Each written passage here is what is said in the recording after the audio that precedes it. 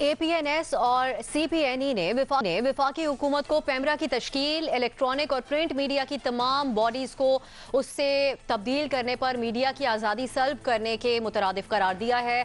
APNS के अहदेदारों का कहना है कि प्रिंट और इलेक्ट्रॉनिक मीडिया को एक ही रेगुलेटरी अथॉरिटी के मातहत करने का कोई फ़ायदा नहीं होगा। हत्ता कि तरक्की पजीर ममालिक में भी प्रिंट और इलेक्ट्रॉनिक मीडिया को अलहदा रखा जाता है। उनका मजीद कहना था कि ऐसा महसूस हो रहा है जैसे वजारत इत्तलात ने कि जो हुकाम हैं उन्होंने बदनामी ज़माना PPO को नया नाम दे दिया है, जो कि मुल्क में मीडिया को काबिल कबूल नहीं है। इसी तमाम तर सूरत हाल के ऊपर हमारा सवाल इस तरह से है, APNS और CPNE ने पेमरा का क़याम मीडिया को काबू करने का इकदाम करार दे दिया है। वजारत इत्तलात का ये इकदाम काबिल कबूल नहीं, ये कहा गया है अहदेदारान की तरफ से। क्या ये मौक़िफ़ आपको दुरुस्त लगता है, हाँ या नहीं? सबसे पहले मज़हर अब्बास साहब की तरफ चलेंगे।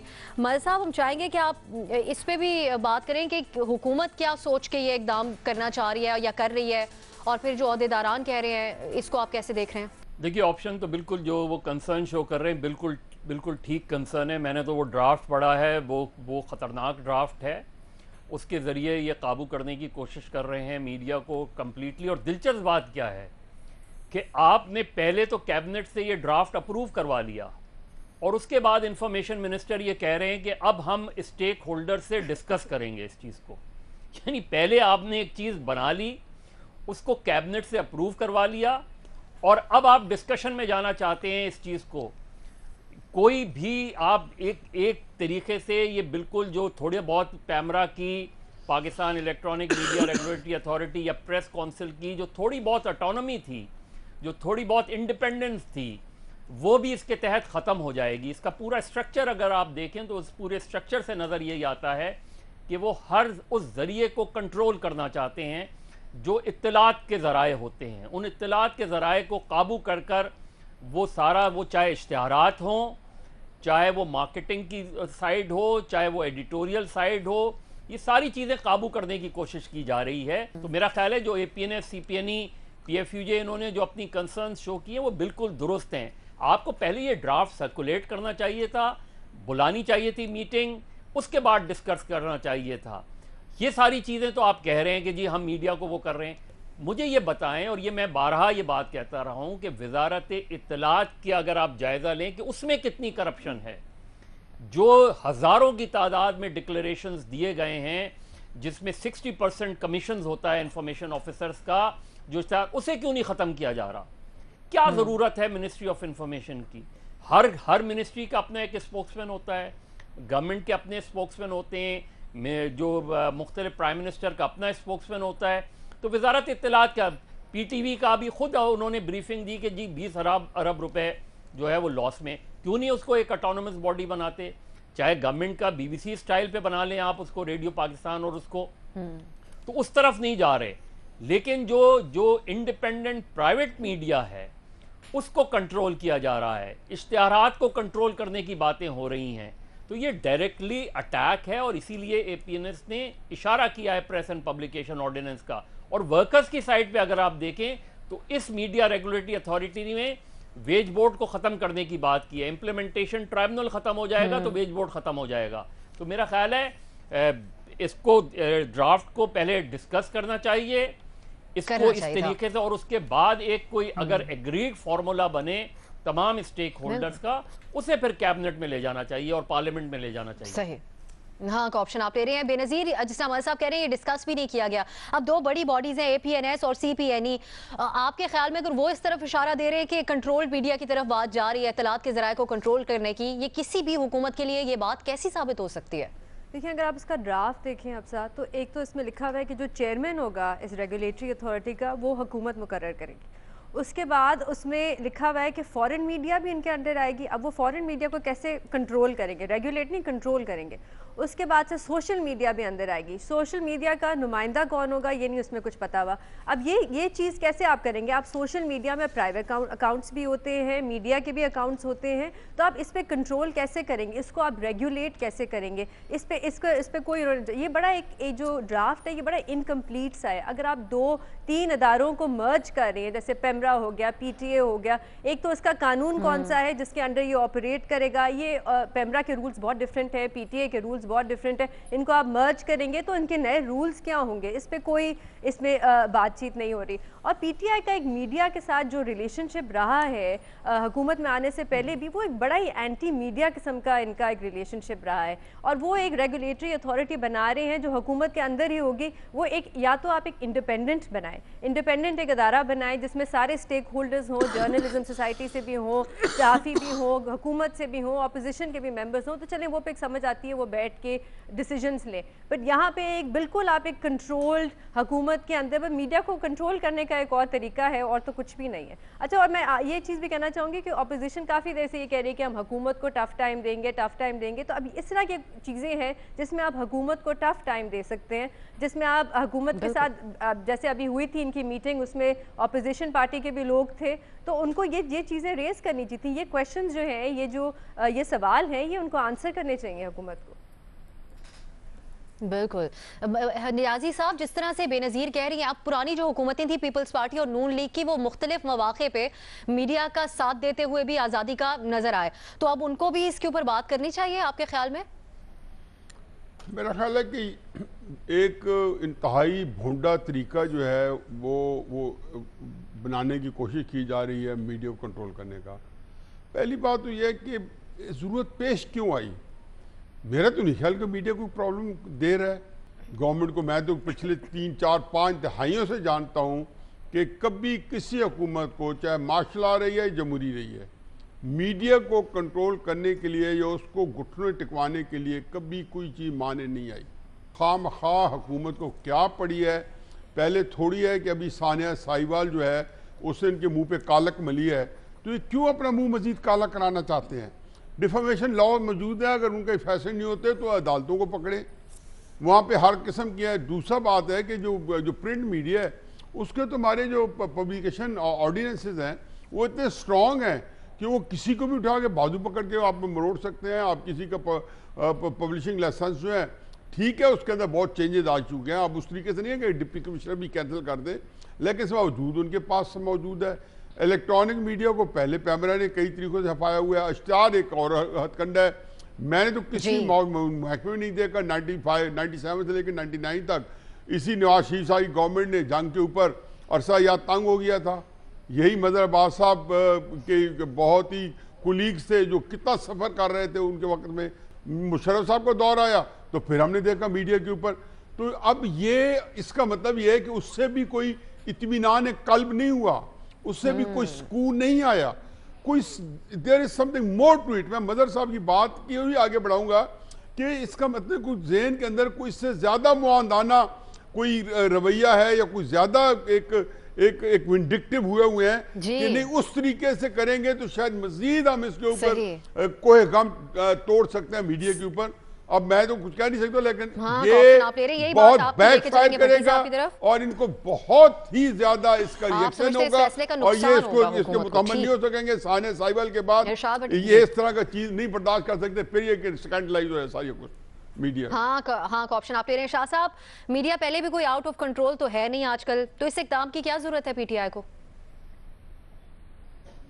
सही कह रहे हैं, दिल पर पत्थर रख कर नियाज़ी साहब की बात को एग्री कर रहा हूँ कि सही कह रहे हैं कि देखे ना, नवाज शरीफ, मेरे महबूब कायद नवाज शरीफ साहब ने एक सफ़े पे ले आए जंग को और वो भी ठीक था। मुशर्रफ साहब आए, उन्होंने ये हमारा जो चैनल था ये बंद किया और बाकी सारा वो भी आपको सामने है। पाकिस्तान तहरीक इंसाफ के लोग जो जब धरने में थे तो पत्थर मारा करते थे, इधर ये करीब हम थे इसलिए वो भी सामने है। शाहिद खाकान अब्बासी साहब ने एक हुक्म पर सारे टीवी चैनल बंद कर दिए फैज़ाबाद धरने पे, वो भी सामने है। नवाज शरीफ साहब ने नजम सेठी और मलिया लोधी पर गद्दारी के मुकदमे करवाए, वो भी सामने है। तो क्या अब मुझे समझ नहीं आती कि इसमें है कि जैसे प्रिंट मीडिया को पाकिस्तान प्रेस काउंसिल कर रही है डील और इलेक्ट्रॉनिक मीडिया को पैमरा कर रहा है। अब ये दोनों को मिलाकर, पैमरा और इनको मिलाकर पाकिस्तान मीडिया रेगुलेटरी अथॉरिटी बनाई जा रही है।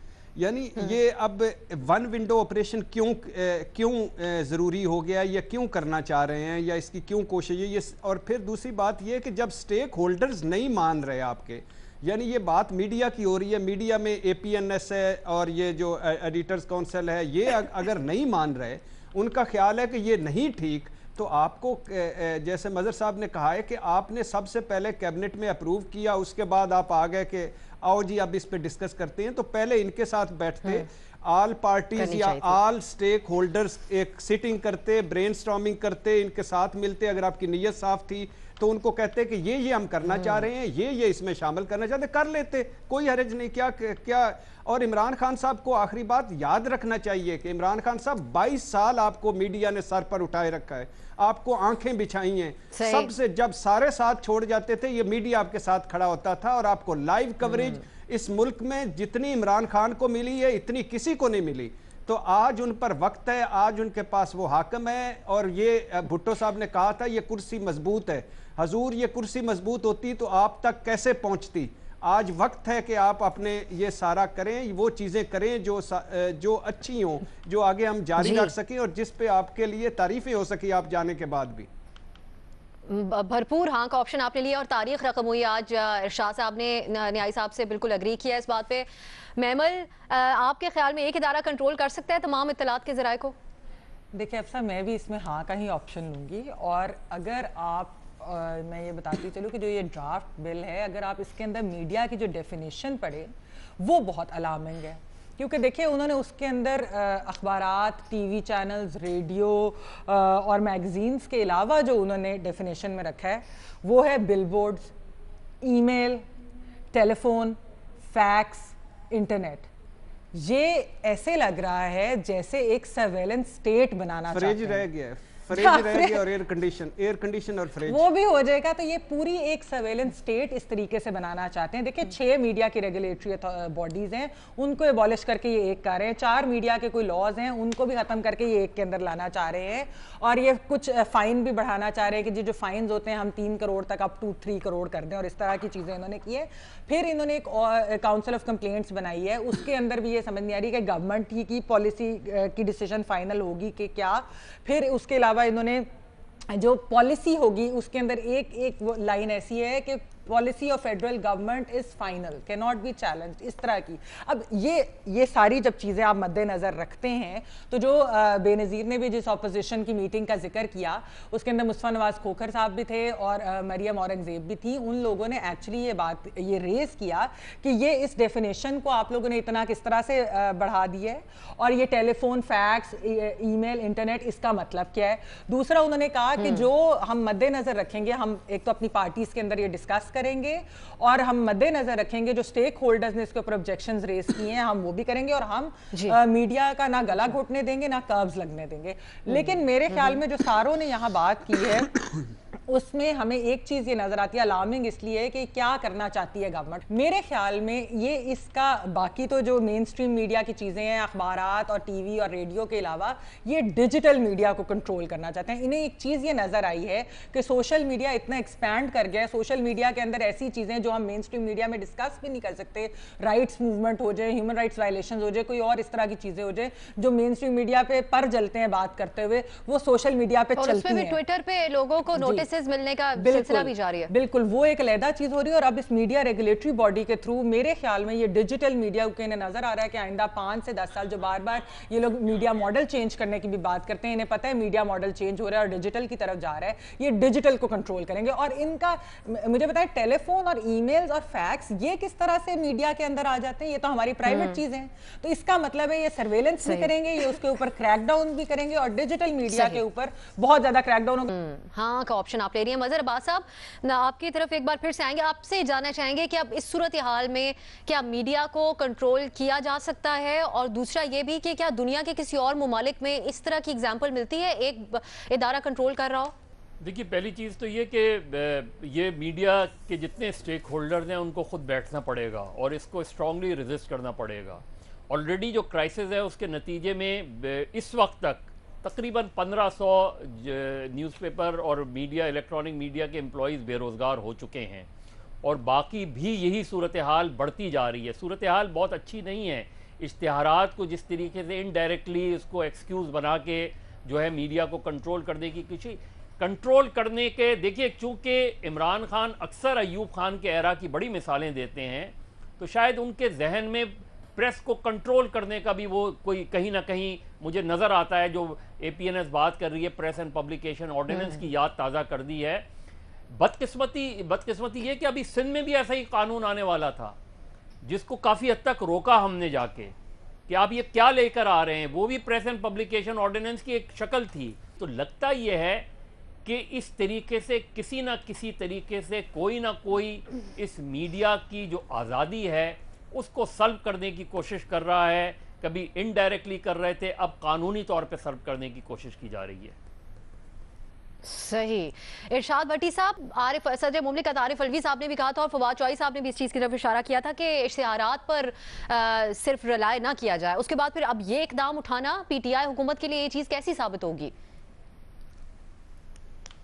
नहीं, बड़ी खूबसूरत बात है।